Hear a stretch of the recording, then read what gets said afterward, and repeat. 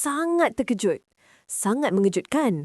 Walaupun badan anda mempunyai tentera anti-kanser yang hebat, mereka mungkin sedang tidur mati di hadapan sel kanser. Kajian terkemuka dari Perancis mendapati jika anda tidak makan dua jenis sayur ini, rawatan imunoterapi yang mahal mungkin hanya berkesan sebanyak 20% sahaja. Dengar sini. Ini bukan teori kosong atau kepercayaan karut. Data eksperimen mengesahkan apabila diet seseorang kekurangan komponen yang dipanggil indol 3-karbinol, keberkesanan rawatan menjunam ke 20%.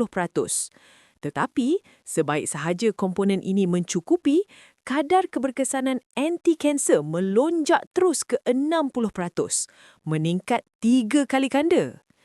Indol 3-karbinol yang ajaib ini bertindak seperti sebuah kunci. Melalui reseptor hydrocarbon aryl AHR, ia terus mencucuk masuk ke dalam sistem sel T anda. Ia mengaktifkan semula pembunuh yang asalnya sedang tidur ini serta-merta, membolehkan mereka mengecam dan menghapuskan tumor dengan rakus.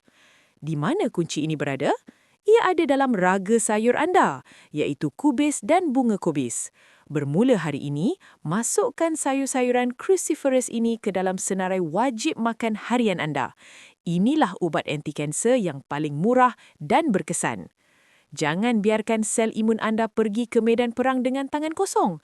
Tambah sayur dalam hidangan anda malam ini. Ikuti saya, jom rungkai formula kehidupan.